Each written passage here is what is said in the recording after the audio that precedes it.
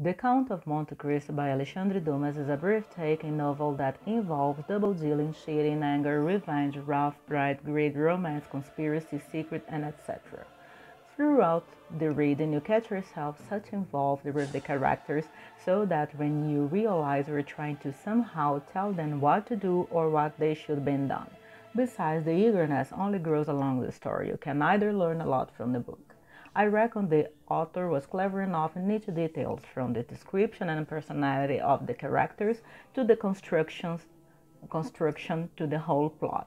In 1814, Napoleon was exiled to the island of Elba, and anyone who dared to anchor in the island would be dead. However, the ship's captain, which Edmond Dantès worked for, was dying aboard. Edmond made up his mind to anchor to the shore. The others reluctantly agreed to him. There were exchange of fire, but in the end they got along and they helped the crew with their captain, who ended up passing away. As a sort of quid pro quo for medical assistance, Napoleon asked Edmond to deliver a letter addressed to Monsieur Florian. Besides, he also asked for a secret about it. So be it, Edmond didn't count on his so-called friend, turned up afar and saw everything.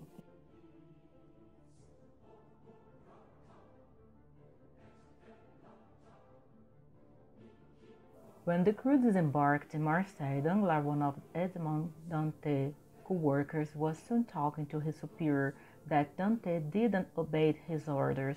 For his surprise, once Monsieur Morel knew what came about, Dantès was highly praised for his heroism and ended up being promoted. As a result, sat the wrath and envy of Danglars and Fernand, his so-called best friend.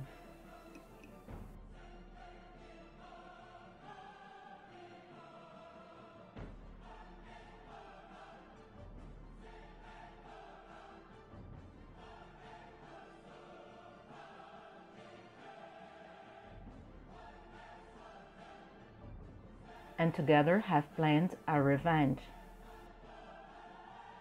Dante had a pretty lovely fiancée. He was humble, he was praised for his honesty, but his only sin was the inability of reading and his naivety. If he had known the content of the letter, I don't know either. The fact is that Judge Villefort was the recipient's son, and after knowing the content of the letter, he sent Dante straight to the Chateau d'If. After that, he spent 13 years at the prison, and he not only met a priest who taught him a variety of skills, but also revealed him a fortune in gold which was hidden. He escaped from the prison, he went after for the money, then he used all the money to make justice.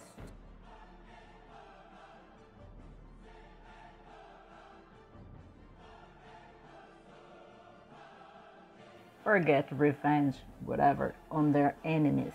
I have mentioned that Mercedes, his fiancée, at that time was obliged to get married to Fernand because she was expecting Dante's baby. In short, Dante escaped the prison, became a rich person without losing his humbleness, made all the bad guys pay for their dishonesty, recovered his family, and bought the Chateau d'If. This is it. They all lived happily ever after.